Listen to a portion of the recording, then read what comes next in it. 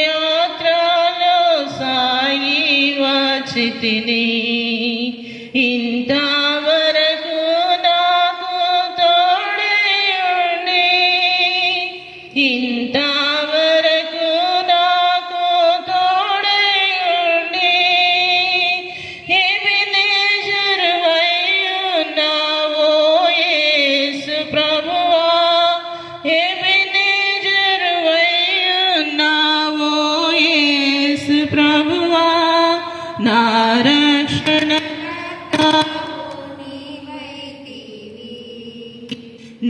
రక్షణకర్తావు నీవైతివి. పొందితిని నేను ప్రభువా నీ నుండి ప్రతి శ్రేష్ఠ ఈవి నీవు యందు. పొందితిని నేను ప్రభువా నీ నుండి ప్రతి శ్రేష్ఠ ఈవి నీవు యందు. గాని తుఫానులలో నుండి వచ్చితిని, గాలి తుఫానులలో నుండి వచ్చితిని, అంధకార శక్తుల ప్రభావము నుండి, అంధకార శక్తుల ప్రభావము నుండి, నీరెక్కల చాటున నన్ను దాచితివయ్యా, నీరెక్కల చాటున నన్ను దాచితివయ్యా. నీవే ఆశ్రయ దుర్గం వైతివి, నీవే ఆశ్రయ దుర్గం వైతివి. పొందితిని ప్రభువా నీ నుండి ప్రతి శ్రేష్ఠ ఈవి నీవు యందు. పొంది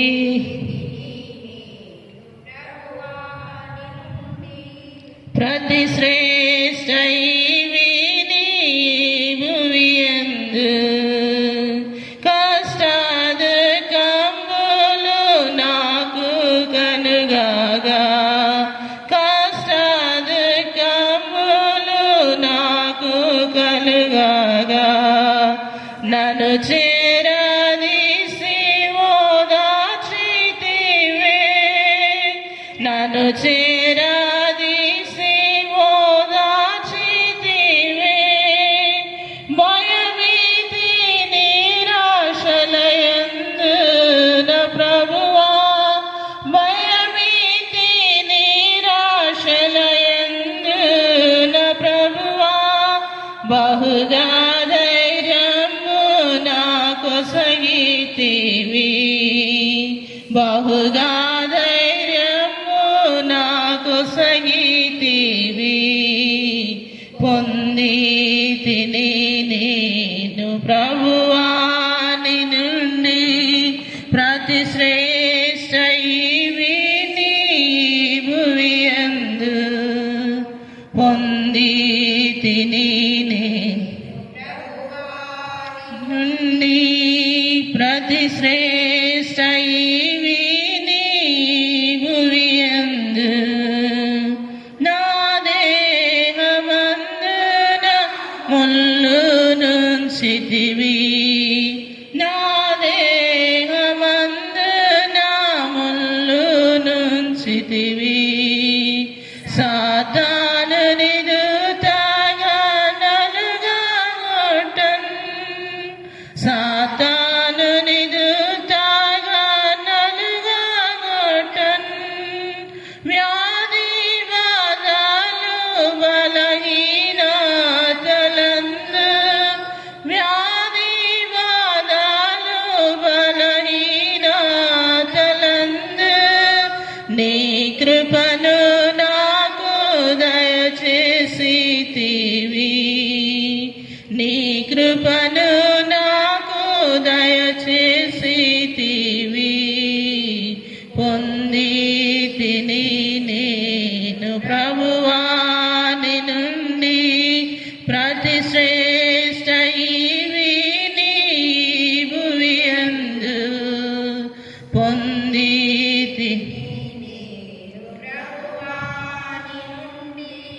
ప్రతి శ్రేష్ఠ ఈవి నీవు యందు నీ ప్రేమ చేత ధన్యుడనైతిని నీ ప్రేమ చేత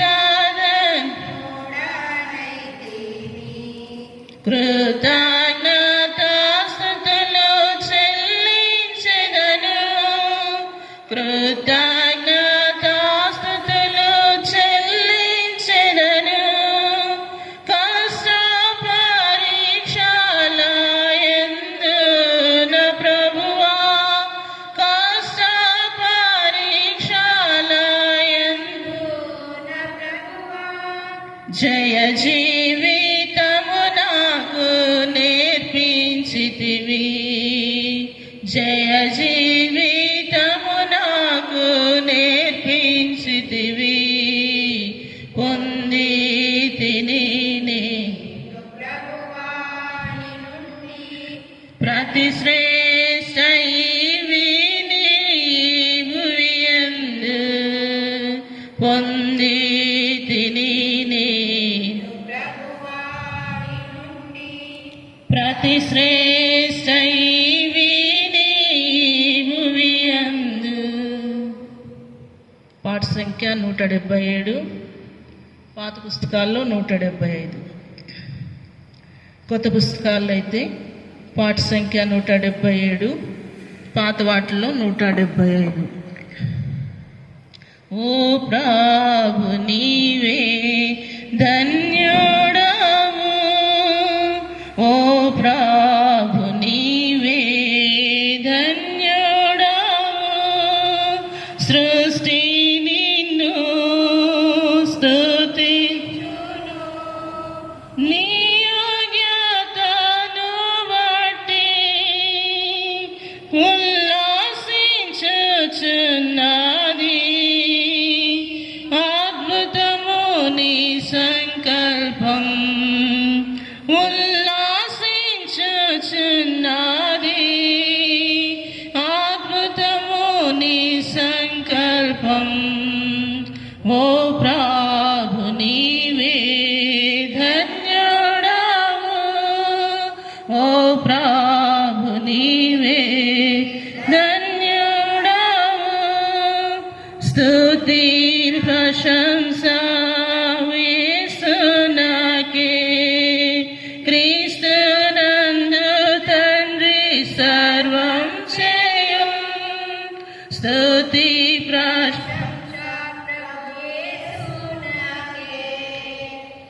క్రీస్తునందు తండ్రి సర్వం చేయు పరమందని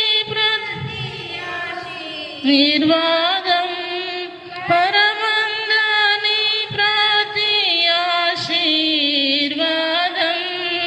క్రీస్తునందు సర్వం నొసగే క్రీస్తునందు మనకు సర్వం నొసగే ఓ ప్రభు నీవే ధన్యుడవు ఓ ప్రభు నీవే ధన్యుడవు జగత్తు పునాది వేయకమునుపే ఏర్పరచుకొని మనలా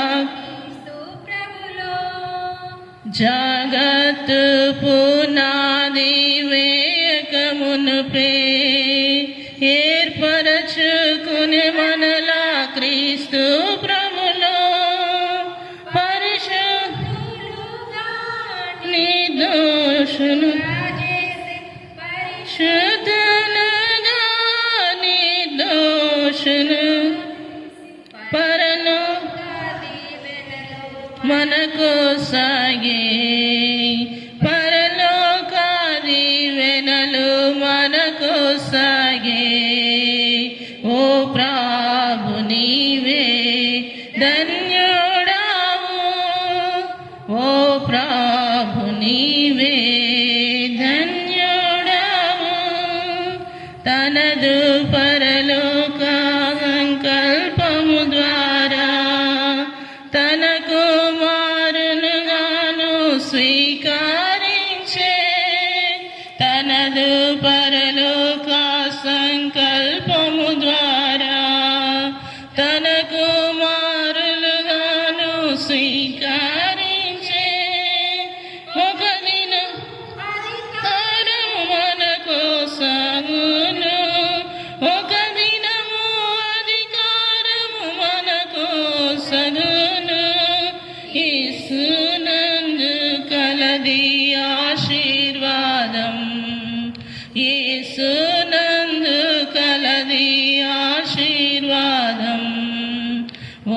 ప్రభు నీవే ధన్యుడవు, ఓ ప్రభు నీవే ధన్యుడవు. తన కృపా మహదైశ్వర్యమును బట్టి తన వారై మనలా స్వీకరించే, తన కృపా మహదైశ్వర్యమును బట్టి తన వారిగా మనలా స్వీకరించే, తన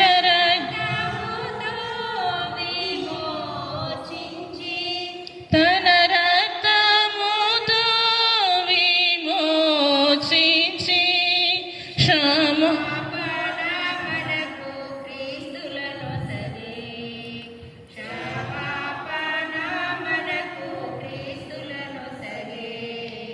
ఓ ప్రభు నీవే ధన్యుడవు, ఓ ప్రభు నీవే ధన్యుడవు.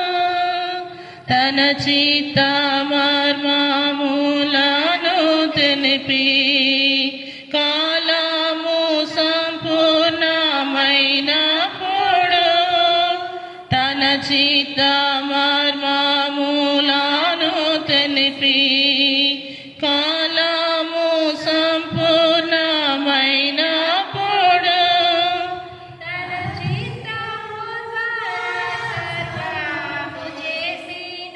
తన చిత్తము ద్వారా సర్వము చేసి తన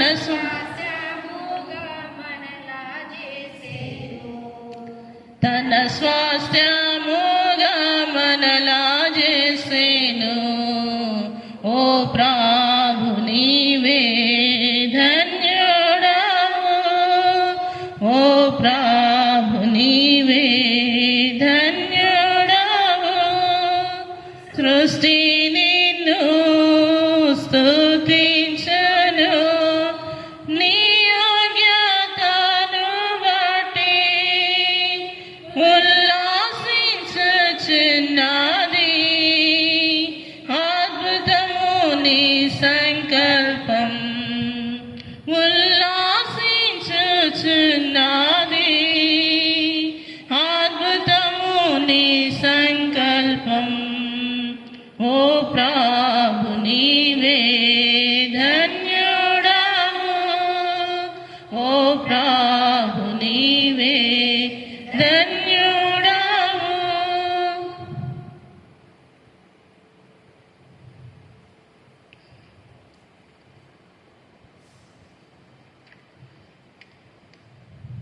కొత్తగా చేర్చబడిన పాటల్లో పాట సంఖ్య 10. కొత్తగా చేర్చబడిన పాటల్లో పాట సంఖ్య 10. వర్ణింపలేను వివరింపలేను యేసయ్యా నీవు నాకు చేసిన మేలు. వర్ణింపలేను వివరింపలేను యేసయ్యా యేసయ్యా నీవు నాకు చేసిన మేలు. యేసయ్యా నీవు నాకు చేసిన మేలు.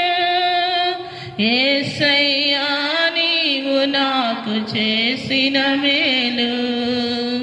యేసయ్యా నీవు నాకు చేసిన మేలు. వర్ణింపలేను వివరింపలేను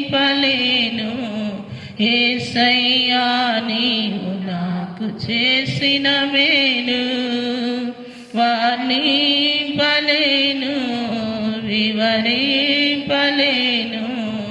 యేసయ్యా నీవు పాపినైన నా కొరకు ప్రాణమిచ్చినావు. పాడైపోయిన నన్ను బాగు చేసినావు. పాపినైన నా కొరకు ప్రాణమిచ్చినావు.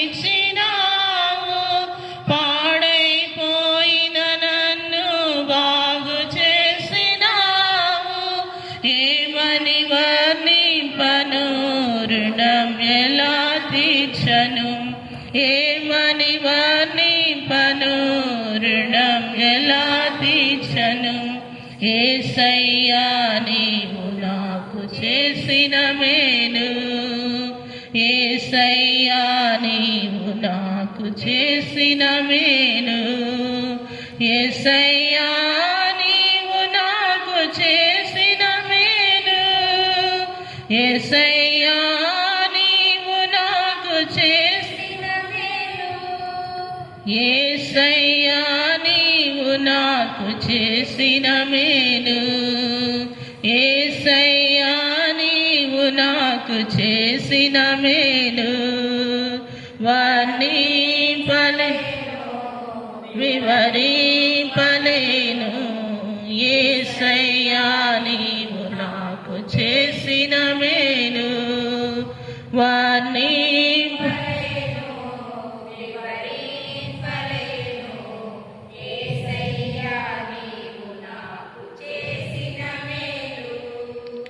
తోడులేక నీడలేక తిరుగుచున్న నన్ను ఆదరించినావు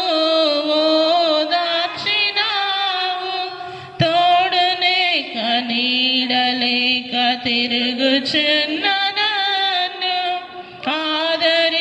ఆదరించినావు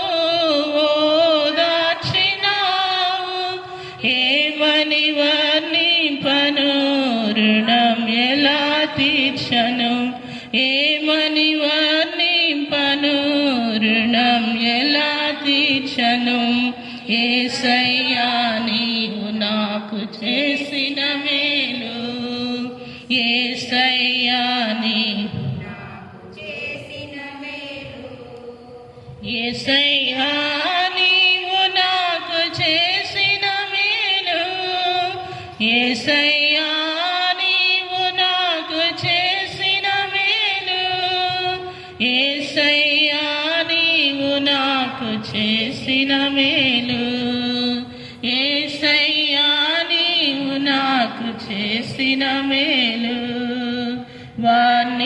వర్ణింపలేను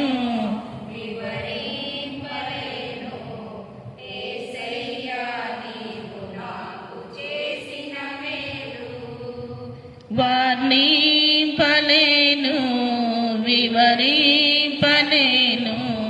యేసయ్యా నీవు నాకు చేసిన మేలు అంధకారమైన నాకు వెలుగునిచ్చినావు ఆఖరి బొట్టు వరకు రక్తమిచ్చినావు అంధకారమైన నాకు వెలుగునిచ్చినావు ఆఖరి బొట్టు వరకు రక్తమిచ్చినావు ఏమని వర్ణింపను రుణం ఎలా తీర్చను ఏమని వర్ణింపను రుణం ఎలా తీర్చను యేసయ్యా నీవు యేసయ్యా నీవు నాకు చేసిన మేలు యేసయ్యా నీవు నాకు చేసిన మేలు యేసయ్యా నీవు నాకు చేసిన మేలు యేసయ్యా నీవు నాకు చేసిన మేలు నీవు నాకు చేసిన మేలు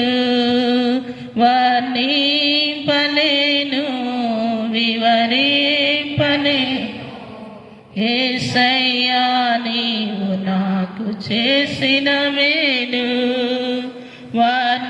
వర్ణింపలేను వివరింపలేను యేసయ్యా నీవు నాకు చేసిన మేలు. ప్రార్థన చేసుకుందాం, మోకరించండి, ప్రార్థన చేసుకుందాం. ఈ సమయంలో దేవుడు తన వాక్యం ద్వారా మనతో మాట్లాడగలిగినట్లు వాక్య పరిచర్య నిమిత్తమై ఎవరైనా ఒక్కరు ప్రార్థించండి. ప్రార్థన చేసుకుందాం. ప్రార్థన.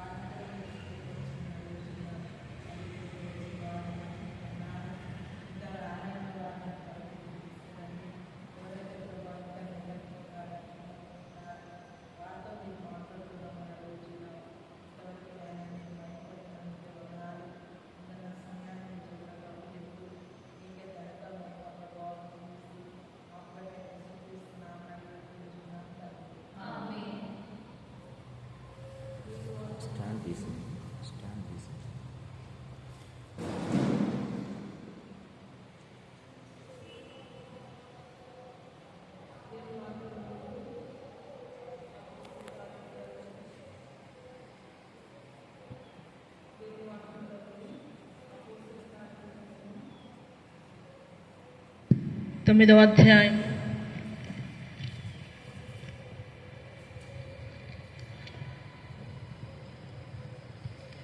అపోస్తలుల కార్యముల గ్రంథము 9వ అధ్యాయము 15, 16 వచనాలు చదువుకుందాం.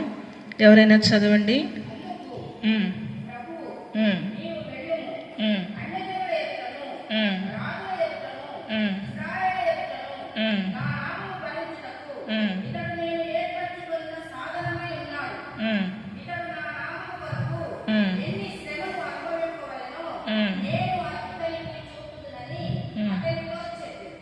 చాలు. గత 2 వారాలుగా అపోస్తలుల కార్యములు 9వ అధ్యాయం నుండి మరి అపోస్తలుడైనటువంటి పౌలు జీవితం, సౌలు పౌలుగా మార్చబడక మునుపు తన జీవితంలో ఏం జరుగుతూ వచ్చింది, తన దేవుడు ఎలాగూ దర్శిస్తూ వచ్చినాడు, తన దేవుడు ఎలాగూ పట్టుకుంటూ వచ్చినాడు అనేవి కొన్ని మాటలు మనం చూసుకుంటూ వచ్చినాం. అయితే ప్రియులారా, ఇక్కడ మనం చూసినట్లయితే మరి అపోస్తలుల కార్యముల గ్రంథము 9వ అధ్యాయంలో మనం చూస్తే 4వ వచనంలో ప్రభు తనను దర్శించినట్లుగా 3, 4 వచనాల్లో మనం చూస్తాం. 3వ వచనాన్ని మరలా ఒకసారి చదువుకుందాం.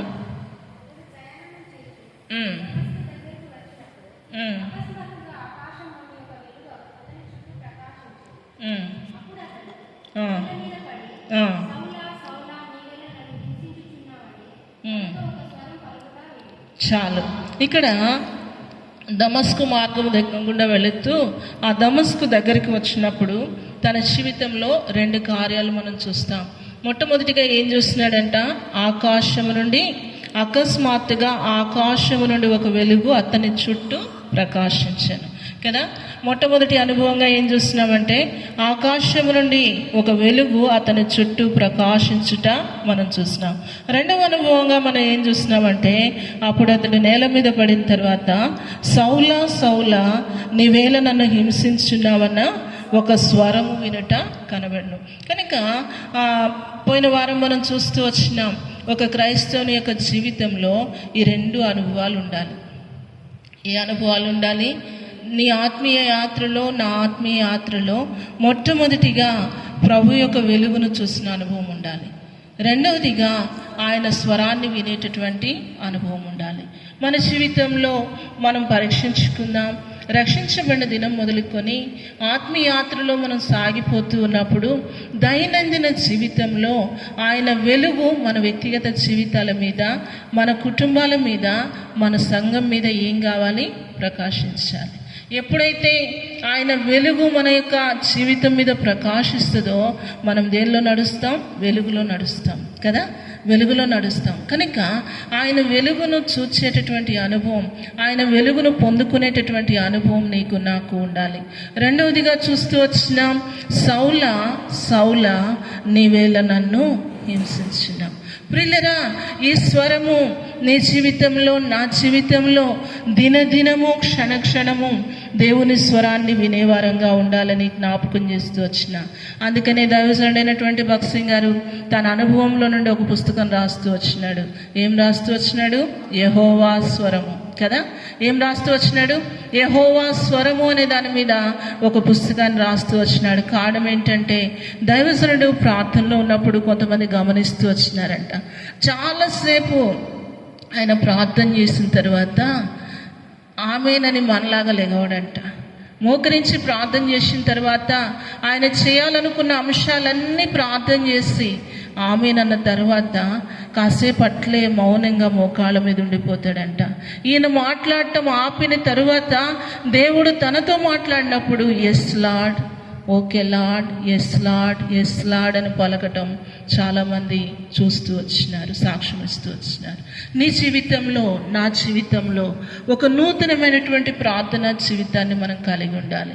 మనకున్నటువంటి అలవాటు పూరితమైనటువంటి ప్రార్థన, ఆచారపూరితమైనటువంటి ప్రార్థన ఈ చివరి దినాల్లో, ఈ గడవరి దినాల్లో, మరి భయంకరమైనటువంటి దినాలు, శత్రువు తనకు కలిగినటువంటి సమయం బహు కొంచెమని చెప్పి గర్జించు సింహం వలె క్రైస్తవ బిడల చుట్టూ, క్రైస్తవ కుటుంబాల చుట్టూ, సంఘము చుట్టూ, పరిచర్య చుట్టూ ఎవరిని మృంగుదనాన్ని తిరుగులాడుతున్నటువంటి ఈ దినాలలో, అపాయకరమైనటువంటి దినాల్లో పొంచి ఉన్నటువంటి అపాయము నుండి శత్రు యొక్క బలము నుండి, శత్రుని యొక్క పన్నాగముల నుండి నేను వ్యక్తిగతంగా కుటుంబముగా తప్పించబడాలి అంటే, సంఘముగా మనం తప్పించబడాలి, కాపాడబడాలి అంటే మనకు అవసరమైనది ఏంటంటే ఆయన స్వరాన్ని వినట. ఈ లోకంలో ప్రియులరా, మనం ఏదైనా ఒక ఆలోచన అపవాది మన జీవితంలో తీసుకొని వచ్చినప్పుడు మన లోపల ఎప్పుడు చెప్తాను, మన హృదయంలో ఇద్దరు ఉంటారు. ఎవరుంటారు? 2 ఆత్మలు పనిచేస్తాయి. ఒకటి సాతాను సంబంధమైన ఆత్మ, 2 దేవుని సంబంధమైన ఆత్మ. ఈ 2 ఆత్మలు నిత్యము ఉదయకాలం మొదలుకొని రాత్రి పడుకునేంత వరకు పోరాడుతూనే ఉంటాయి. అయితే ఆ దినాన్ని నీవు ప్రార్థనతో, ఆ దినాన్ని నీవు వాక్యంతో ప్రారంభిస్తే, నీ ఆత్మకు సరిపోయినంత వాక్యంను చదవగలిగితే, నీ ఆత్మను తృప్తిపరచగలిగేంత ప్రార్థన, కన్నీరు, దేవుని పాదాలు పట్టుకునే అనుభవం నీ జీవితంలో ఉంటే, ఆ దినము నీలో ఉన్న ఆత్మ సంబంధమైన పురుషుడు బలపరచబడతాడు. ఎప్పుడైతే ఆత్మ సంబంధమైన పురుషుడు బలపరచబడతాడో, శరీర సంబంధమైన పురుషుడు ఓడిపోతాడు.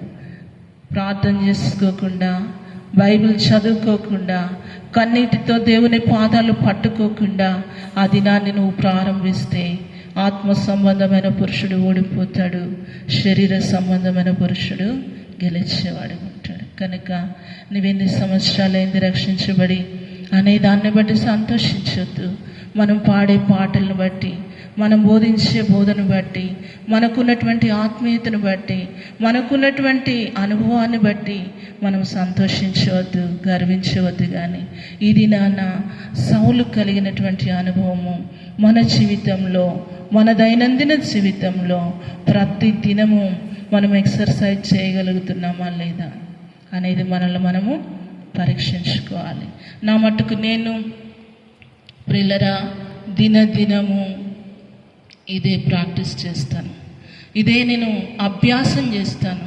కొన్నిసార్లు ఒక రకమైన కలవరము నా హృదయంలో వచ్చినప్పుడు, ఒక రకమైన దిగులు నా జీవితంలో వచ్చినప్పుడు, ఒక రకమైనటువంటి భయము అపవాది నా జీవితంలో తీసుకొని వచ్చినప్పుడు, ఒక రకమైనటువంటి కన్ఫ్యూజన్ స్పిరిట్ని అపవాది నా జీవితంలో తీసుకొని వచ్చినప్పుడు, కలవరకరమైన వాతావరణము నా అంతరంగంలో, నా మనసులో చెలరేగినప్పుడు, ఏం చేయాలో అర్థం కాని నిస్సహాయమైనటువంటి స్థితిలో, దిక్కు తోచినటువంటి పరిస్థితుల్లో పనులన్నీ పక్కన పెట్టేసి, ఎంతో పని ఉంటుంది ఇంట్లో, అన్నీ పక్కన పెట్టి ఒక స్థలాన్ని చూసుకొని మౌనంగా అక్కడికి వెళ్ళి కూర్చొని బైబిల్ ముందేసుకొని పిచ్చిదానిలాగా చదువుకుంటూ ఉంటా. చూసే వాళ్ళకు పిచ్చి పట్టిందేమో అనిపిస్తుంది. 1 అధ్యాయం, 2 అధ్యాయాలు, 10 అధ్యాయాలు, అరగంట, గంట చదువుకుంటూ ఉంటా. చదువుకునే ముందు ఒక్క మాట ప్రార్థన చేస్తా, అయ్యా నీ ధర్మశాస్త్రంలోని ఆశ్చర్యకరమైన సంగతులు నేను చూసినట్లు నా కన్నులు తెరువు ప్రభువా, నా కన్నులు తెరువు ప్రభువా. నీ వాక్యమే కదా నా కన్నులు తెరిచేది. నా హృదయంలో ఉన్నటువంటి బాధ, నా హృదయంలో ఉన్నటువంటి వేదన, నా హృదయంలో గూడుగట్టుకున్నటువంటి కన్నీరు, నేను అనుభవిస్తున్నటువంటి ఒంటరితనము, నా హృదయంలో, నా అంతరంగంలో దాగి ఉన్నటువంటి బాధ, వేదన, దుఃఖము, ఆక్రందన ఎవరు చూడగలరు ప్రభువా? ఎవరు తీసివేయగలరు ప్రభువా? ఈ పరిస్థితి నుంచి నన్ను ఎవరు విడిపించగలరు? ఎవరు తప్పించగలరు? ఎవరు కాపాడగలరు? మనుషులు ఎవరు లేరు కదా. దయతో జ్ఞాపకం చేసుకో. నిస్సహాయముగా నీ సన్నిధిలోకి వస్తున్నా. యెహోషాపాతు రాజు వలె ఈ పరిస్థితిలో ఏమి చేయాలో అర్థం కాక, ఏమి చేయాలో దిక్కు తోచక, ఏం మాట్లాడాలో తెలియక, ఏ నిర్ణయం తీసుకోవాలో తెలియక, ఏ ప్రణాళిక చేయాలో తెలియక, ఏ దారిలో నడవాలో తెలియక, అర్థం కాని మరి అగమ్యమైనటువంటి స్థితిలో, దిక్కు తోచని నిస్సహాయతలో నీవే నా దిక్కు అని నీ పాదముల చెంతకు నేను వస్తున్నా. ఆత్మ ప్రాణ దేహాలతో తండ్రి మరి ఒకసారి నీ సన్నిధిలో లొంగిపోతూ ఉన్నా. ఈ దీన సేవకురాల్ని జ్ఞాపకం చేసుకో, ఈ దీన సేవకురాల్ని జ్ఞాపకం చేసుకో. ఇప్పుడు నీవు నాతో మాట్లాడకపోతే నేను బ్రతకలేను ప్రభువా. ఒక్క మాట చాలు. దైవజనుడు రాస్తూ వచ్చినాడు, నాతో మాట్లాడు ప్రభువా, నాతో మాట్లాడు. ఒక్క మాట చాలయ్యా, నీవు మాట్లాడితే నేను బ్రతుకుతాను. కదా. దేవుడు ఒక్క మాట మాట్లాడితే మన ఆత్మ బ్రతికించబడుతుంది, మన ఆత్మ ఉజ్జీవింపబడుతుంది, మన ప్రాణము తెప్పరిల్లుతుంది, మనం పడి ఉన్న స్థితిలో నుంచి పైకి లేవనెత్తుతుంది ఆ మాట. కనుక ఇలాగూ ప్రార్థన చేసుకొని మౌనంగా ప్రభువుకు అప్పగించుకొని బైబిల్ ముందేసుకొని చదువుకుంటూ పోతా. ఒక్కొక్కసారి కొన్ని అధ్యాయాలు చదివేంత వరకు ఏం చదువుతున్నానో నాకు అర్థం కాదు. నా హృదయంలో ఉన్న కలవరాన్ని బట్టి, నా జీవితంలో ఉన్న బాధను బట్టి, నా చుట్టూ ఉన్న పరిస్థితులను బట్టి, నా శరీరంలో చెలరేగుతున్నటువంటి అనారోగ్యాలను బట్టి, నన్ను చుట్టినటువంటి బంధకాలను బట్టి, నన్ను ఆవరించినటువంటి మరణపు టుర్లను బట్టి, పాతాళపు భాష్యములను బట్టి ఎన్ని అధ్యాయాలు చదివినా ఒక్క మాట కూడా నా హృదయానికి తాకినట్టుండదు. కానీ మొండిగా కూర్చుండిపోతా. కూర్చొని కొన్ని అధ్యాయాలు చదివినాక ఒక్క మాట ద్వారా ప్రభువుని నన్ను దర్శిస్తాడు. ఏ పరిస్థితి కూడా నేను వెళ్తున్నానో, ఏ అనుభవం కూడా నేను వెళ్తున్నానో, ఏ బాధలో నేనున్నానో, ఏ మానసిక కృంగుదల్లో నేనున్నానో, నా హృదయంలో, నా అంతరంగంలో గూడు కట్టుకున్నటువంటి బాధ ఏంటో, వేదనేంటో, దుఃఖమేంటో, ఆక్రందనేంటో, నా ముందు నిలవబడినటువంటి పర్వతం లాంటి సమస్య సవాలేంటో పరలోకమందున నా తండ్రికి తెలుసు గనక నా అక్కర కొలది ఒక మాటను నా ముందుకు తీసుకొస్తాడు. ఆ ఒక్క మాట నేను చదివినప్పుడు, ప్రభువా నీ వాక్యానికి నా జీవితాన్ని అప్పగించుకుంటున్నా, నీ వాక్యానికి నా జీవితాన్ని అప్పగించుకుంటున్నా. చూడుము, భూమిను ఆకాశమును గతించును గాని నీ మాటలు ఒత్తైనను పల్లైనను మార్పు చెందవు కదా. కనుక మారని, మార్పు చెందని నీ వాక్కుకు నన్ను అప్పగించుకుంటున్నా, నీ వాక్యానికి నా జీవితాన్ని అప్పగించుకుంటున్నా. ఈ సమయంలో నాతో నువ్వు మాట్లాడిన ఈ వాగ్దానము, ఈ మాట నీ సన్నిధిలో ఎత్తి పట్టుకొని ఈ వాక్యాన్ని బట్టి నన్ను నేను ధైర్యపరుచుకుంటున్నా, ఈ వాక్యాన్ని బట్టి నన్ను నేను ప్రోత్సాహపరుచుకుంటున్నా, ఈ వాక్యాన్ని బట్టి నేను పడి ఉన్నటువంటి స్థలం నుంచి పైకి లేస్తున్నా, నన్ను బలపరచు అని ఆ వాక్యానికి నన్ను అప్పగించుకొని తిరిగి నా దైనందిన జీవితంలో ముందుకు సాగేదానిగా ఉంటున్నా. కాబట్టి నీ జీవితంలో వ్యక్తిగతంగా ఎలాంటి పరిస్థితులు గుండా వెళ్తున్నావో, నీ కుటుంబంలో ఎలాంటి పోరాటం గుండా వెళ్తున్నావో, కారణం ఏంటంటే చివరి దినాలు గుండా వెళ్తున్నావు. ప్రియులారా, వాక్యమే మనలను బ్రతికిస్తుంది. నీ వాక్యమే నన్ను బ్రతికించను, నా బాధలలో అదే నాకు నెమ్మది కలిగించను. కనుక జ్ఞాపకం చేసుకుందాం. నిన్నటి దినాన నేను ఒక బ్రదర్తో మాట్లాడుతూ వచ్చినప్పుడు ఆయన చెప్తూ వచ్చినాడు. ఏం చెప్పినాడంటే, ఎందుకు ఈ మాట చెప్తున్నానంటే, నీ హృదయము వాక్యంతో నింపబడితే, నీ ఆత్మ ప్రార్థనతో నింపబడితే, పరిశుద్ధాత్మ యొక్క కడుగుదల, పరిశుద్ధాత్మ యొక్క నింపుదల, పరిశుద్ధాత్మ యొక్క అభిషేకము, పరిశుద్ధాత్మ యొక్క నడిపింపు, ఆత్మ స్వాతంత్రము, ఆత్మ అధికారము దైనందిన జీవితంలో నువ్వు కాపాడుకోగలిగితే నీ నోటి నుండి వచ్చే మాట ఇతరులకు ఉపయోగకరంగా ఉంటుంది. అయితే ఆ బ్రదర్ చెప్తూ వచ్చినాడు, సిస్టర్, నాకు నా భార్యకు చాలా సమస్యలు, నేను ఎంత ప్రేమించినా ఆమె అర్థం చేసుకోలేదు, నేను ఎంత ఆమెను మంచిగా చూసుకున్నా ఆమె అర్థం చేసుకోదు, ఒక్కటే పోరాటం. అయితే నా ఫ్రెండ్స్, నా తల్లిదండ్రులు, నాకు తెలిసిన వాళ్ళు ఒక సలహా ఇచ్చినారంటే నేనన్నా, ఏమి ఇచ్చినారు బ్రదర్ అన్న అంటే అతను చెప్తూ వచ్చినాడు, సైలెంట్గా డైవర్స్ ఇచ్చేసి మంచి అమ్మాయిని చూసుకో అన్నాడు అని. అప్పుడు నేనన్నా, ఈజ్ ఇట్ బిబ్లికల్? అది వాక్యానుసారం కాదు బ్రదర్, అది వాక్యానుసారం కాదు. అయితే అప్పుడు నేను చెప్పిన, ఒక వ్యక్తి జీవితంలో వివాహం కానీ, ఉద్యోగం కానీ, ఏదైనా కానీ ఒకటి అనుమతిస్తాడు. దేవుడు అనుమతించండి నీవు రక్షించబడినాక నీ జీవితంలోనికి దేవుడు అనుమతించండి ఏది రాదు. దేవుడు అనుమతించినాడంటే కొంత పోరాటం ఉండొచ్చు, కొంత ఇరుకు ఉండొచ్చు, కొంత ఇబ్బంది ఉండొచ్చు, కొంత ప్రతికూలతలు ఉండొచ్చు, కొంత శత్రువు పని చేయవచ్చును. కానీ దాని వెనక ఆయనకంటూ ఒక ఉద్దేశం ఉంటుంది. ఆ ఉద్దేశము మీద మీకు అనుదృష్టి పెట్టాలి. ఆ ఉద్దేశము మీ జీవితంలో నెరవేర్చబడాలంటే, ప్రభువా ఈ పరిస్థితిని ఎందుకు నాకు అనుమతించినావు, ఇలాంటి భార్యను నాకు ఎందుకు అనుమతించినావు, మరి ఈమె హృదయాన్ని, మానవుని యొక్క హృదయాన్ని కఠినపరిచేది ఎవరు? ఫరో హృదయంలో ఎవరు కఠినపరిచాడు? విడిపించటానికి మోషేను పంపే ప్రతిసారి అంటాడు, నువ్వు వెళ్ళు, ఈ అద్భుతం చేయి, ఈ ఆశ్చర్యకార్యం చేయని చెప్పి మళ్ళీ ఒక మాట యాడ్ చేస్తాడు, అయినను అతని హృదయమును నేను కఠినపరచు. ప్రియులరా, మన వ్యక్తిగత పోరాటంలో, మన కుటుంబ పోరాటంలో ఎవరి హృదయమైనా కఠినమవుతుందంటే అది దేవుడు తానే కఠినపరుస్తాడు. ఒక ఉద్దేశం కోసం నేను చెప్పిన ప్రార్థన చేసుకోండి. మనుషుల వైపు చూడొద్దు, పరిస్థితుల వైపు చూడొద్దు, మనుషుల సలహాలు తీసుకోవద్దు, ఫ్రెండ్స్ సలహాలు తీసుకోవద్దు, తల్లిదండ్రుల యొక్క ఆలోచనలు తీసుకోవద్దు, నీ సొంత నిర్ణయాలు కూడా తీసుకోవద్దు. దేవుని పాదాలు పట్టుకోండి బ్రదర్. దేవుని పాదాలు పట్టుకొని, అయ్యా ఈ పోరాటం వెనుక నీకున్న, నా విషయంలో నీకున్న ఉద్దేశం ఏంటి నాకు చూపించు.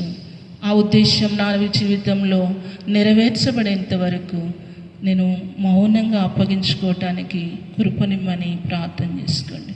అయితే ప్రియులరా, నేనేమంటానంటే, సౌలు జీవితంలో పౌలుగా మార్చబడిన తర్వాత అన్ని శ్రమల గుండా ఎలాగూ పోగలిగినాడు, అన్ని ప్రతికూలతల గుండా ఎలాగూ పోగలిగినాడు.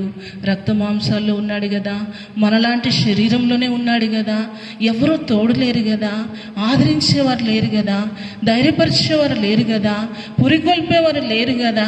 ఒకానొక పరిస్థితిలో నిన్న పోయిన వారం చదివించినా తాను శిష్యుల దగ్గరికి వెళ్తే భయపడినారంట కదా, వాళ్ళు చేర్చుకోలే. అప్పుడు బర్నబా తీసుకొని వెళ్ళి జరిగిన పరిస్థితులన్నీ కూడా వివరించి వాళ్ళకి అర్థమయ్యేటట్టు చెప్పి వాళ్ళకి పరిచయం చేసి వాళ్ళతో కలుపుతాడు. అంటే నేనంట, ఆత్మీయ యాత్రలో మనలను నిలబెట్టేది దర్శనం, అవునా కదా? ఎప్పుడు జ్ఞాపకం చేస్తా, where there is no vision there the people will perish. ఏ వ్యక్తి జీవితంలో దర్శనం ఉండదో ఆ వ్యక్తి నశించిపోతాడు. నేను కాదు, వాక్యం చెప్తుంది. ఏ కుటుంబానికి దర్శనం ఉండదో ఆ కుటుంబం నాశనం అవుతుంది. ఏ సంఘానికి దర్శనం ఉండదో ఆ సంఘంలో శత్రువు భయంకరంగా విజృంభించేది ఉంటుంది. నీవు నేను మరి ఆత్మీయ జీవితంలో ఈ అనుభవాల గుండా మనం వెళ్ళాలి. ఏ అనుభవము అంటే కన్నులు తెరవబడినటువంటి అనుభవం. రెండవదిగా, ఆ కన్నులు ఎప్పుడు తెరవబడతాయి అంటే దేవుడు ప్రకాశమానమైనటువంటి వెలుగును చూసినప్పుడు మాత్రమే ఆత్మ సంబంధమైన మన మనోనేత్రాలు వెలిగించబడతాయి. మనందరి జీవితంలో దేవుని వెలుగు మన జీవితంలో ఒక్కసారైనా చూసే భాగ్యం మనకు కావాలి. ఒక్కసారి ఆ వెలుగును, ఆత్మ సంబంధమైన మన నేత్రాలు చూస్తే, ఒక్కసారి నీ జీవితంలో ఆత్మ సంబంధమైన మనోనేత్రాలు వెలిగించబడితే ఇంకెవ్వరి మాటలు మనం వినం, ఇంకెవ్వరి స్వరాలు మనం వినం. ఇంక మన దృష్టి ఆ ప్రభువు మీద తప్ప ఇక ఎటు తిరగదు. కనుక మనం మొట్టమొదటి ప్రార్థన చేసుకోవాలి, దేవా ఆత్మ సంబంధమైన నా మనోనేత్రాలు వెలిగించబడినట్లు నీ వెలుగు నా మీద ప్రకాశింపచేయి కదా. మన ఆత్మ సంబంధమైన మనోనేత్రాలు వెలిగించబడినప్పుడు మన దృష్టి ప్రభువు మీద మాత్రమే నిలుపుతాం. రెండవ అనుభవంగా, ఆత్మ సంబంధమైన మన చెవులు తెరవబడాలంటే మనం ఏం వినాలి? స్వరాన్ని వినాలి కదా. నీ స్వరము వినిపించు ప్రభువా కదా. మన చెవులు తెరవబడాలంటే ఆయన స్వరాన్ని వినాలి. ఈ దినాన రెండవదిగా మనం ప్రార్థన చేసుకుందాం, ప్రభువా మరి సౌలుకు దమస్కు మార్గంలో నీ స్వరాన్ని వినిపించిన దేవా నాకు కూడా వినిపించవా. ఎలాగ మాట్లాడినాడు? ప్రేమతో మాట్లాడలేదు, లేకపోతే ఆదరణపూర్వకమైన మాటలు మాట్లాడలేదు, కానీ కొంత కష్టంగానే ఉంది ఆ మాట వినటానికి. ఏమంటున్నాడు? సౌలా సౌలా నీవేళ నన్ను హింసించిన. వాస్తవానికి దేవుణ్ణి హింసించాడా అంటే, నా జకరియా గ్రంథంలో ఉంటుంది, తన బిడ్డలను ముట్టినవాడు తనకు అనుగ్రుడును ముట్టిన వానితో సమానుడు. కనుక క్రైస్తవులను బాధించినాడు, హింసించినాడు, వారిని హింసించుట తనకు ప్రాణాధారంగా ఎంచుకున్నాడు. కనుక ఇప్పుడు ప్రభు అంటున్నాడు, సౌలా సౌలా నీవేళ నన్ను హింసించిన. ఆ ఒక్క స్వరము, ఆ ఒక్క ప్రకాశమానమైన వెలుగు సౌలు జీవితాన్ని మార్చేసింది. ప్రియులరా, నీ జీవితంలో, నా జీవితంలో ఎన్ని సంవత్సరాలు మనం బ్రతికినాం, ఎన్ని సంవత్సరాలు భక్తి చేసినాం అనేది కాదు, కానీ ఈ రెండు అనుభవాలు మనం కలిగి ఉండాలి. మన కన్నులు తెరవబడిన అనుభవం, రెండవదిగా మన చెవులు తెరవబడిన అనుభవం ఉండాలి. మూడవదిగా 16 వచనాల్లో చదివిస్తూ వచ్చిన, చదవండి ఒక్కసారి చదువుకుందాం.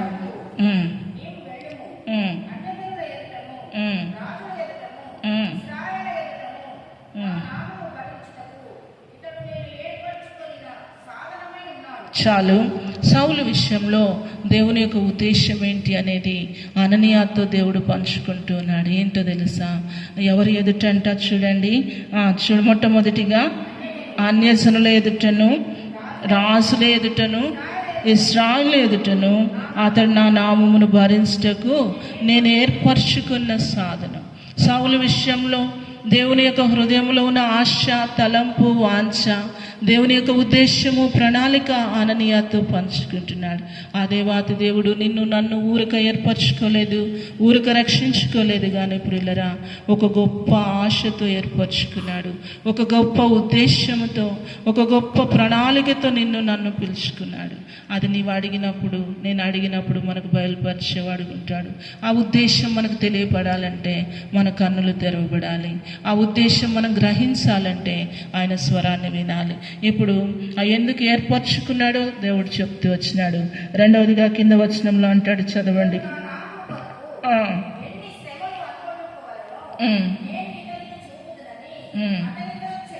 చూడండి, అతని ఉద్దేశమేమో అననీయాకి చెప్తున్నాడు.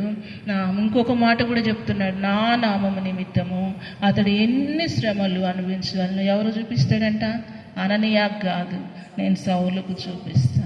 ప్రియులరా, మన జీవితంలో దేవునికి ఎవరి విషయంలో ఉన్నతమైన ఉద్దేశం ఉంటుందో దానికి తగినన్ని శ్రమలు ఉంటాయి, దానికి తగినంత పోరాటం ఉంటుంది.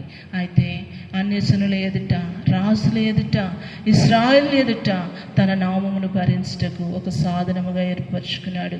అనేకమైన శ్రమలను క్రీస్తు నిమిత్తం అనుభవించుటకురకై ఒక సాధనంగా ఏర్పరచుకోవటానికి అతని మనోనేత్రాలు వెలిగించినాడు, అతని చెవులను తెరిచినాడు. ఆ తర్వాత కింద వచనాన్ని చదువుకుందాం.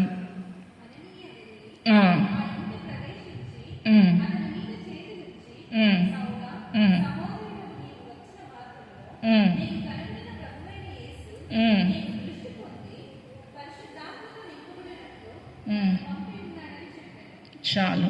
అయితే ఇప్పుడు కింద వచనాన్ని చదివినప్పుడు అతడు అతని కనుల నుండి సరే, ఇంకొక మాట, మూడవదిగా ఏం జరిగిందంటే అననీయా వెళ్ళి సౌలు మీద ఏం చేసినాడు? చేతులుంచినాడు. చేతులుంచి ప్రార్థన చేసినప్పుడు ఏం జరిగింది అనేది కింద వచనంలో చూద్దాం. అప్పుడు అతని కనుల నుండి పొరల వంటివి రాలగా దృష్టి కలిగి లేచి బాప్తిస్మం పొంది తర్వాత ఆహారం పుచ్చుకొని బలపడెను. కనుక ప్రియులరా, మన జీవితంలో మరి అననీయ చేతులుంచి ప్రార్థించిన వెంటనే సౌలు కనులకున్నటువంటి పొరలు రాలిపోయినాయి. ఆత్మీయ యాత్రలో దేవుని వాక్యంలో రాయబడుతూ వచ్చింది, ఈ యుగ సంబంధమైన దేవత మన మనోనేత్రాలకు ఏం కలిగించిందంట?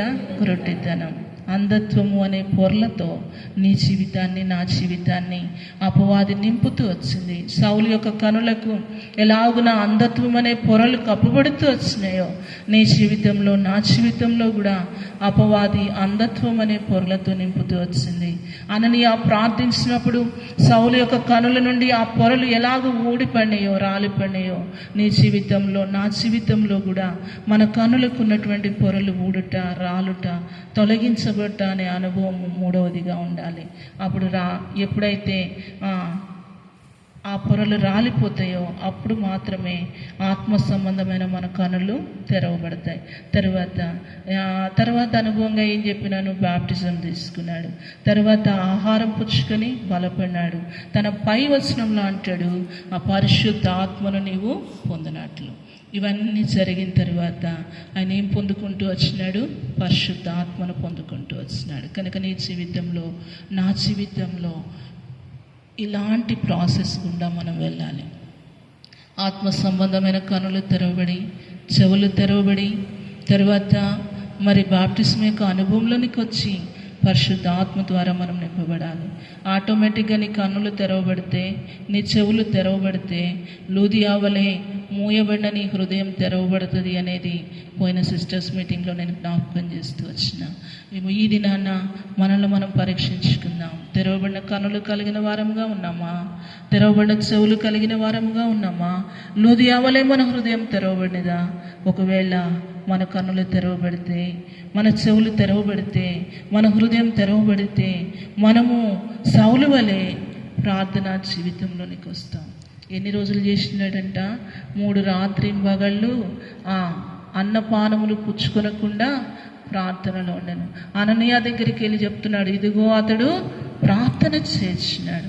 ప్రియులారా, ఈ అనుభవాలు కలిగిన వ్యక్తి ప్రార్థన ఆత్మను పొందుకుంటాడు. కనులు తెరవబడిన వ్యక్తి, చెవులు తెరవబడిన వ్యక్తి, దర్శనాన్ని చూసే వ్యక్తి, స్వరాన్ని వినే వ్యక్తి, హృదయాన్ని తెరవబడిన వ్యక్తి, బాప్తిజం యొక్క అనుభవం కలిగి పరిశుద్ధాత్మతో నింపబడిన వ్యక్తి ప్రార్థన ఆత్మతో నింపబడతాడు. ఈ అనుభవాలు లేకుండా ప్రార్థన చేయాలని మనకు ఆశ ఉన్నా, ప్రార్థన చేయాలని మనకు తపనున్నా వెళ్ళి బైబిల్ ముందేసుకొని ప్రార్థన చేస్తాం, కానీ బాడీ ప్రజెంట్, మైండ్ ఆబ్సెంట్. అది మనకి కూర్చున్న మనందరిలో బోధించే నాలో ఎన్నోసార్లు ఈ ఎక్స్పీరియన్స్ గుండా మనం వెళ్ళినాం. సరైన ప్రార్థన ఆత్మను మనం పొందుకోవాలంటే, ప్రార్థన ఆత్మతో నీవు నేను నింపబడాలంటే, దానికి ముందు అపోస్తలుడైన సౌలు వలె ఇలాంటి అనుభవాల గుండా మనం వెళ్ళాలి. అప్పుడు మాత్రమే ప్రార్థన ఆత్మను మనం పొందుకుంటాం, ప్రార్థన శక్తిని మనం పొందుకుంటాం. పాట పాడుకుంటాం కదా, ప్రార్థన శక్తి కావాలయా, నాకు కావాలి. ప్రార్థన శక్తి కావాలి అని నోటితో అడిగే ముందు, ప్రార్థన శక్తిని పొందుకోవాలని ఆశపడే ముందు, ప్రార్థన శక్తి నీ జీవితంలో వ్యక్తిగతంగా కుటుంబముగా నువ్వు అనుభవించాలంటే ఈ అనుభవాలన్నిటి గుండా మనం వెళ్ళాలి. ఇలాంటి అనుభవాల గుండా వెళ్ళిన వ్యక్తి ఎలాంటి స్థితికి వెళ్తాడు అనేది కింద వచనాల్లో చూద్దాం రండి. అపోస్తల కార్యములు 9వ అధ్యాయము, అపోస్తల కార్యములు 9వ అధ్యాయము 22వ వచనాన్ని చదువుకుందాం.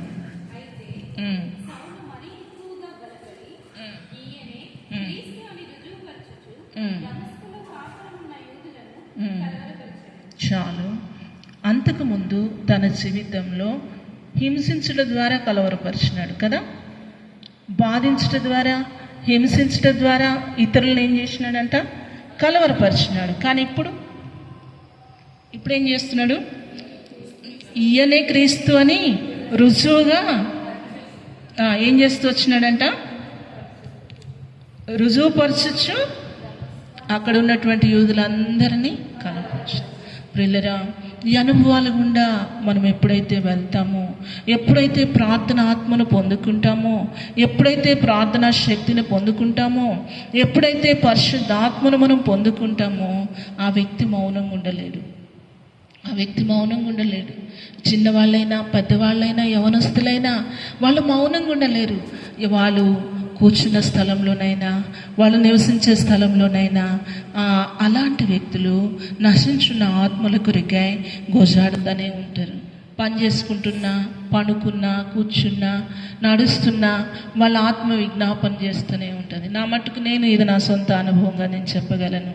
నేను పడుకున్నప్పుడు ఒక్కోసారి నిద్ర పట్టదు. ఈ నడుము నొప్పును బట్టి లేచి మోకరించలేను. కానీ నాకు తెలిసి నేను తొందరగా పడుకున్నానంటే అలసిపోయి 1 గంట 2 గంటలు నిద్రపోతా. 1 గంట 2 గంటలు డీప్ స్లీప్ పోయిన తర్వాత మళ్ళీ దేవుడు నన్ను తట్టి లేపుతాడు. ప్రతిదినం లేపుతాడు. లేచినాక నా శరీరం సహకరిస్తే అవతల రూమ్లోకి వెళ్ళిపోయి మౌనంగా మోకరించి ప్రార్థన చేసుకుంటా. ఒకవేళ నాకేదన్నా అనారోగ్యం ఉండి, నడుము నొప్పు, ఈ షుగర్ని బట్టి కాళ్ళు సహకరించకపోతే, నా శరీరం నాకు సపోర్ట్ చేయనప్పుడు అదే మంచం మీద సాగిలపడి దేవుని పాదాలు పట్టుకొని కొన్ని ప్రార్థన అంశాలు ఆ సమయంలో నేను ప్రభువుని అడుగుతా, ప్రభువా అందరూ మంచి నిద్రపోతుంటే నాకెందుకు నిద్ర లేకుండా చేసినావు? నాకెందుకు మెలకువనిచ్చినావు? ఎందుకు నన్ను లేపినావు? నేనేం చేయాలి? ఎవరి కోసం నేను ప్రార్థన చేయాలి? ఎవరి కోసం నేను విజ్ఞాపన చేయాలి? నా జ్ఞాపకం చేయి. అలాగూ నేను అప్పగించుకున్నప్పుడు కొంతమంది వ్యక్తులను ప్రభు నా కన్నుల ఎదుటికి తీసుకొస్తాడు, కొంతమందిని నా జ్ఞాపకంలోనికి తీసుకొస్తాడు. వాటన్నిటిని బట్టి ప్రార్థన చేసుకుంటూ వస్తా. 1 గంట, 1.5, 2 గంటలు ప్రార్థన చేసిన తర్వాత నాకు తెలియకుండానే ఆమెను అనకుండానే నిద్రలోకి పోతా. నా జీవితంలో ఆమెను దినాలు ఎన్నో ఉంటాయి. కారణం ఏంటంటే ప్రార్థన చేస్తూ అలాగే నిద్రలోకి వెళ్ళిపోతా. కనుక మన జీవితంలో ఇలాంటి ప్రార్థన ఆత్మ మనం కలిగిన వారం ఉండాలి. తర్వాత అలాంటి ప్రార్థన ఆత్మ ఉన్నప్పుడు, అలాంటి పరిశుద్ధ ఆత్మ మనలో ఉన్నప్పుడు మనం ఎక్కడికి వెళ్ళినా మనము ఎవరితో మాట్లాడినా మన నోట్లో నుండి వచ్చే మాట ఇతరులకు ఆదరణ ఉంటుంది, ఇతరులకు ధైర్యం ఉంటుంది, ఇతరులకు ప్రోత్సాహం ఉంటుంది. మనకు తెలియకుండానే ప్రభువు తన కొరకై మనల్ని ఒక సాధనంగా వాడుకుంటాడు కదా. మరి యూదులను కలవరపరుస్తూ వచ్చినాడు. కింద వచనాన్ని చదువుదాం, చదవండి. 23వ వచనం.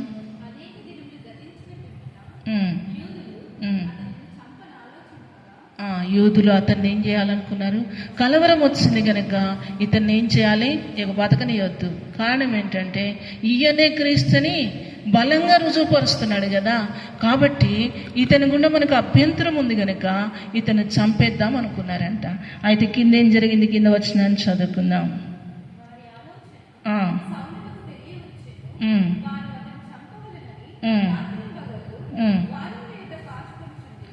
చూడండి ప్రియులరా, అది సౌలుకు కూడా తెలిసింది, చంపాలని ఆలోచన చేస్తున్నారని సౌలుకు కూడా తెలిసింది. అయితే వారు సౌలును చంపవాలని రాత్రింబగళ్ళు ఏం చేసినారంట? ద్వారముల యొద్ద కాచుకొని ఉండేది. కింద వచ్చిన చదవదాం.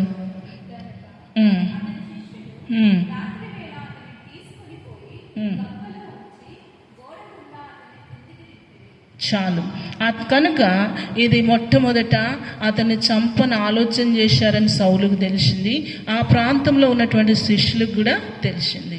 అయితే వాళ్ళు ఏం చేసినారంట? గనుక అతని శిష్యులు రాత్రివేళ అతన్ని తీసుకొని పోయి గంపలో ఉంచి గోడ గుండా అతన్ని ఏం చేశారు? క్రిందకు దించినారు. అయితే ఇక్కడ ఇంకొక మాట, ఇంకొక తలంపు పరిశుద్ధాత్మ దేవుడు నీతో నాతో మాట్లాడాలని ఆశపడే తలంపు ఏంటంటే, ఎవరైనా మనల్ని చంపాలనుకుంటున్నారని మనకు తెలిస్తే, అర్థమైందా? ఎవరైనా మనల్ని చంపటం వద్దు. ఒక వ్యక్తి మనకు కీడు చేయదలుచుకుంటున్నాడని మనకు తెలిస్తే మనకు నిద్ర పట్టిద్దా? తిండి తింటామా? తర్వాత తిండి తినము, నిద్ర పట్టదు, పని చేయబుద్ధి కాదు. దాని నుంచి, ఆ కీడు నుంచి, ఆ అపాయం నుంచి, ఆ ప్రణాళిక నుంచి మనల్ని మనం తప్పించుకోవటానికి ఎన్ని ప్రయత్నాలు చేస్తాం కదా.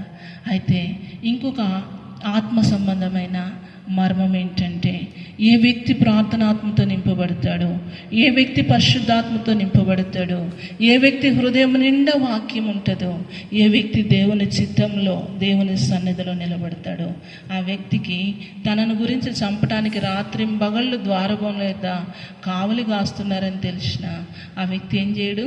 కలవరపడడు. ఆ వ్యక్తి కలత చెందడు, కలవరపడడు. ఆ వ్యక్తి గందరగోళం చేయడు. దేవుని చిత్తానికి తన ఆత్మను అప్పగించుకుంటాడు. కనుక చంపాలనుకుంటున్నారని తెలిసిన తనకు సంబంధం లేదని అంటూ ఉన్నాడు. అయితే అలాగూ దేవుని చిత్తానికి అప్పగించుకున్నప్పుడు దేవుడు ఆ వ్యక్తిని మరణానికి అప్పగించినాడా అంటే అప్పగించలేదు. ఎవరిని వాడుకున్నాడు? అక్కడున్న శిష్యుల్ని వాడుకొని, శిష్యులంతటి శిష్యులు వచ్చి సౌలుని తీసుకొని ఏం చేసినారు?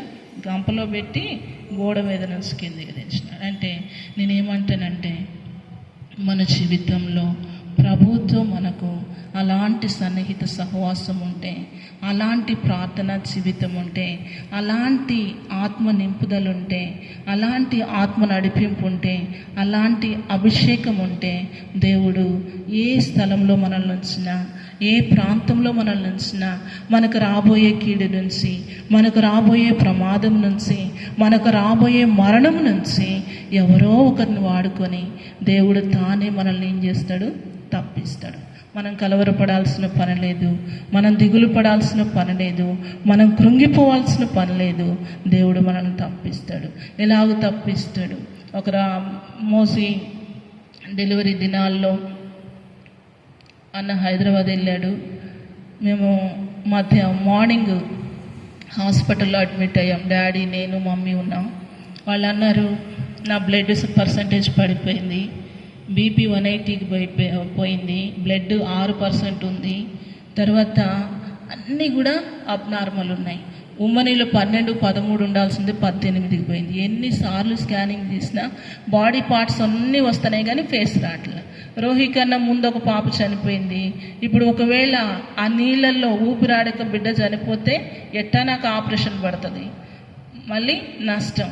ఏం చేయాలో అర్థం కాక డాక్టర్స్ తలబట్టుకొని లాస్ట్కి ఇక మా నాన్న చెప్పాడు, ఎట్లయితే అట్లా అయిపోయింది మేడం, మనం మెడికలే కదా అని తెలిసిన ప్రశాంతి మేడం దగ్గరికి తీసుకెళ్ళి చెప్పాడు, సిజరన్ పెట్టేసేయండి, నేను సైన్ చేస్తా, మీరు సిజరన్ పెట్టేసేయండి, అవసరమైతే బాబుని తీసి బాబో తీసి బాక్స్లో పెడదామంటే ఇంకా ధైర్యం చేసి నాకు ఆపరేషన్ చేయడానికి వాళ్ళు నిర్ణయం తీసుకున్నారు.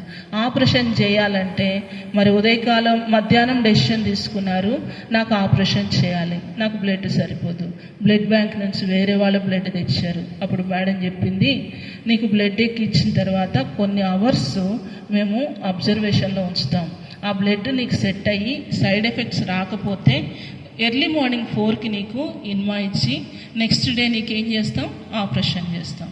సరే, నాకు బ్లడ్ ఎక్కిచ్చారు, వేరే వాళ్ళ బ్లడ్ ఎక్కిచ్చారు. దేవుని కృపను బట్టి నైట్ వరకు 10 గంటల వరకు నాకేం సైడ్ ఎఫెక్ట్స్ లేవు, ర్యాషెస్ అట్లా ఏం రాలేదు కనుక ఇంక నేను అన్న టెన్షన్గా ఉన్నాగా 2-3 రోజుల నుంచి హాస్పిటల్ చుట్టూ తిరిగి స్కానింగ్లు పెట్టుకొని టెన్షన్ పడుతున్నాగా నేను చాలా లోపల నాకు కలవరం ఉంది, కానీ చాలా ధైర్యంగా ఉండి నేను అన్న, వాళ్ళు బీపీ షుగర్ పేషెంట్లు కదా, అప్పుడే డాడీకి షుగర్ అటాక్ అయింది. అప్పుడు నేను అన్న, భోజనం చేసిన తర్వాత మీరు పడుకోండి అన్న. నేను కూడా పడుకున్నా, వాళ్ళు మంచిగా పడుకున్నారు, నిద్రపోయారు. షుగర్ బీపీ ఉంది కదా, నిద్రపోయారు. నిద్రపోయిన తర్వాత ఒక ½ అన్ అవర్ తర్వాత నేను లైట్ వేయకుండా, అప్పుడు నా కాళ్ళు పాదాలు కాదు కానీ నీరు పైకి వచ్చేసింది, పొట్ట బాగా వాపు వచ్చేసింది, నీరుంది కదా. ఇక లేచి కూర్చుంటే నా పొట్ట నన్ను కూర్చొని ఎట్లా, కానీ వాళ్ళు ఏం చెప్పారు, మా డాడీ చేత రిస్క్ ఫామ్ మీద సంతకం పెట్టించారు. మదర్ని సేవ్ చేయగలుగుతాం కానీ బేబీ విషయంలో మాకు గ్యారంటీ లేదు, దానికి మీరు సమ్మతిస్తే సిజరింగ్ చేస్తామన్నారు. మా డాడీ ఆల్రెడీ సైన్ చేసేసాడు. అయితే ఆ సైన్ చేసిన సమయంలో సైన్ చేసిన 5 నిమిషాలకు మా డాడీ బాడీ బిహేవియర్ మారిపోతుంటే మేడంకి డౌట్ వచ్చిపోయి టెస్ట్ చేస్తే షుగర్ అటాక్ అయింది ఆ టెన్షన్కి. అయితే అందరూ పడుకున్నాక కూర్చున్నా, లైట్ వేయకుండా కూర్చొని కన్నీటితో ప్రార్థన చేస్తున్నా, ప్రభువా నేను నీ సేవకురాలిని కదా, నన్ను పిలుచుకున్నావు కదా, నన్ను ఏర్పరచుకున్నావు కదా, ఆల్రెడీ ఒక పాపను పోగొట్టుకున్నా, ఆల్రెడీ ఒక బాబు విషయంలో సిజరిన్ అయింది, మళ్ళీ ఇప్పుడు బేబీ గ్యారంటీ లేదంటున్నారు, బ్రతికున్నా చనిపోయినా ఆపరేషన్ తప్పదు. అయితే ఒకవేళ ఒక్కసారి బిడ్డను పోగొట్టుకున్న అనుభవాన్ని నేను రుచి చూస్తున్నాను కనుక మళ్ళీ బిడ్డను పోగొట్టుకుంటే నేను తట్టుకోలేను, నా వల్ల కాదు కనుక దయచేసి నీ చిత్తమైతే బిడ్డను బ్రతికించు. ఈ సమయంలో నీవు నన్ను తీసుకున్నా నాకు ఇష్టమే, కానీ నాకు భూమి మీద బ్రతకాలని ఆశ లేదు, కానీ నా మీద ఆధారపడి ఒక బాబు ఉన్నాడు, అప్పటికి పెద్దోడు ఉన్నాడు, ఆ బాబు అనాథ అవుతాడు కదా. అయితే ఒకవేళ ఈసారి కూడా కడుపులో ఉన్న బిడ్డ చనిపోతే వీళ్ళు సేవకులు కదా, వీళ్ళకి ఎందుకు ఇలా జరుగుతుందని చెప్పేసి అన్యులు అంటారు కదా, వీళ్ళ దేవుడు ఏమైపోయాడు అంటారు కదా. నన్ను బట్టి నీ నామానికి అవమానం తెచ్చుకోవద్దు. నీవేదైనా చేయగలిగిన దేవుడవు, నీవేదైనా చేయుటకు సామర్థ్యం కలిగిన దేవుడు కనుక దేవా నీ సన్నిధిలో నేను ప్రార్థన చేస్తున్నా, నేను సాగిలు పడుతున్నా, నన్ను జ్ఞాపకం చేసుకో. ఫస్ట్ పాప చనిపోయినప్పుడు హన్నాలాగా ప్రార్థన చేశాను కదా, నాకు ఒక మగబిడ్డనిచ్చి దైవజనుడిగా చేసుకోమని ప్రార్థన చేస్తే శ్రేష్టమైనటువంటి బిడ్డనిచ్చినావు కదా, నీ సొంత సమయంలో ఆ బిడ్డని సేవకునిగా చేసుకో. మరొకసారి ఈ రాత్రి నిస్సహాయమైన నా స్థితిలో నీతో నేను నిబంధన చేస్తున్నా. చనిపోతే నీకు మహిమ రాదు కదా, పాతాళమున నీకు స్థుతి కలగదు, మృతులు నీకు కృతజ్ఞతాస్తుతులు చెల్లించనేరరు గనక నా కడుపులో ఉన్న బిడ్డను నన్ను బ్రతికించి, ప్రతికూలతల వైపు నేను చూడట్లా, నా హెల్త్ కండిషన్ వైపు నేను చూడట్లా, డాక్టర్స్ యొక్క రిపోర్ట్స్ వైపు నేను చూడట్లా, ఆకాశమందున నీ వైపు నేను చూస్తున్నా. నీ సామర్థ్యమును నేను జ్ఞాపకం చేసుకొని నా ఆత్మని నీకు అప్పగించుకుంటున్నా, నా గర్భంలో ఉన్న బిడ్డని నీకు అప్పగించుకుంటున్నా. మమ్మలను బ్రతికించి నీ నామానికి మహిమ తెచ్చుకో. నా కడుపులో ఉన్న బిడ్డను బ్రతికించి ఒక గొప్ప దైవజనునిగా చేసుకో ప్రభువా. ఆ రాత్రి అలాగూ దేవుని సన్నిధిలో కన్నీటితో ప్రార్థన చేసి అలాగ ఎంతసేపు చేసినానంటే అలాంటి టెన్షన్లో, అలాంటి అననుకూలతలో, అలాంటి ప్రతికూలమైన హెల్త్ కండిషన్లో రాత్రి అమ్మా నాన్న పడుకున్నాక లేచి కూర్చున్న నేను 4 గంటల వరకు కన్నీటితో ప్రార్థన చేసిన. 4 గంటలకు లైట్ వేస్తే వాళ్ళు వేస్తారని ప్రార్థన చేసుకుని ఆమేనని ప్రార్థన ముగించి సెల్ లైట్ వేసి నా బైబిల్ ఇట్లా ఓపెన్ చేస్తే ఫ్యాన్ గాలికి పేజీలు తిరిగి తిరిగి ఒక చోట ఆగితే నా దృష్టి దేని మీద పడిందంటే మరణమును తప్పించుట యెహోవా వశము.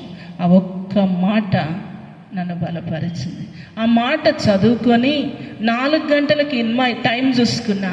4 గంటలకు నర్స్ వచ్చి ఇన్మా ఇస్తుందని మేడం చెప్పెళ్ళింది కదా అని లేచి బైబిల్ పక్కన పెట్టి బ్రష్ మీద టూత్ పేస్ట్ వేసుకొని సింక్ దగ్గర నిలబడ్డా, ఎవరిని లేపకుండా.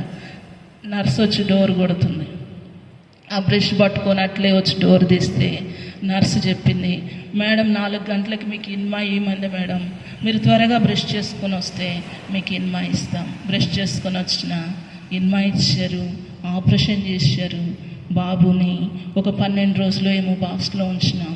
దేవుని కృపను బట్టి తల్లిని బిడ్డను దేవుడు బ్రతికించినాడు.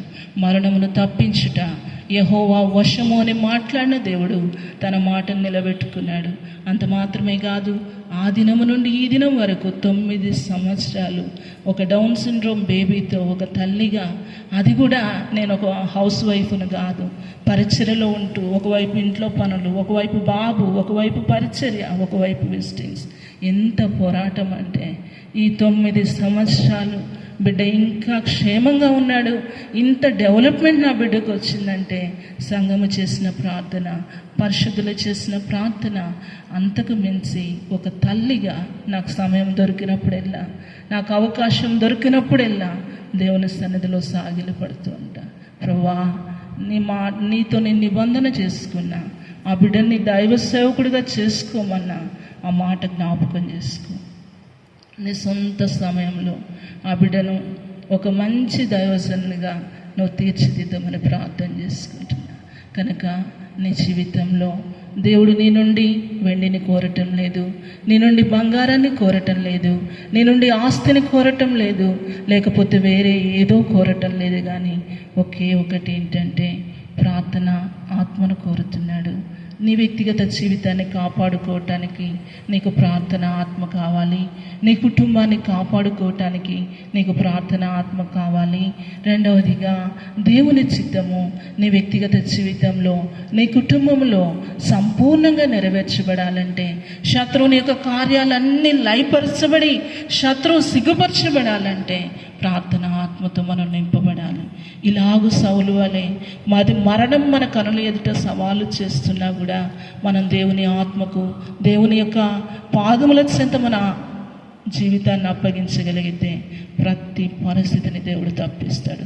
ఒక దైవజనుడు దేవుని ఆయన రాస్తూ వచ్చినాడు, ఏమని రాస్తూ వచ్చినాడు కదా, ఆ పాట నన్ను ఎప్పుడు కూడా బలపరుస్తూ ఉంటుంది. అందుకే నేను చాలాసార్లు నాకు సమయం ఉన్నప్పుడు దైవజనుల పాటలు, వాక్యాలు వింటా.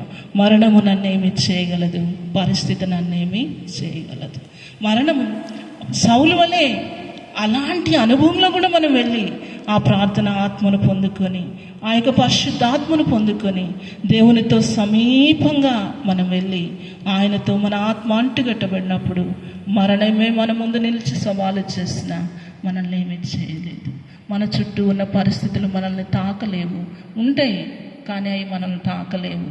అపవాది ఎన్ని ఆటంకాలు తెచ్చినా, ఎన్ని అడ్డుబండలు తెచ్చినా, ఎన్ని ప్రతికూలతలు తీసుకొచ్చినా, మనల్ని ఎంత నష్టపరచాలనుకున్నా రోమా 8:28 ప్రకారం తను ప్రేమించు వారికి, అనగా ఆయన సంకల్పము చొప్పున పిలువబడిన వారికి సమస్తమును కూడా మేలు కొరకై సమకూడి జరిగించే దేవుడు.